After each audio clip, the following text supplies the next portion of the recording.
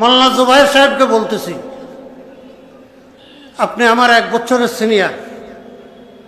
আপনিও লালবাগ থেকে দাওরা পড়ছেন, আমিও লালবাগ থেকে দাওরা হাদিস পড়েছি। আপনি আমার 1 বছরের সিনিয়র।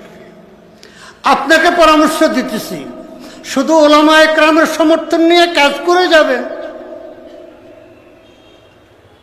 নতুন করে পুরান ঘটনা এটা চলবে না, এটা চলবে না।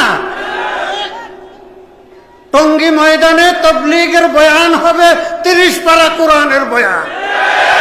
ওলামা একরাম স্বাধীনভাবে যে যে আয়াত নিয়ে বয়ান করতে চায় তাকে সেদিন বয়ান করতে দিত।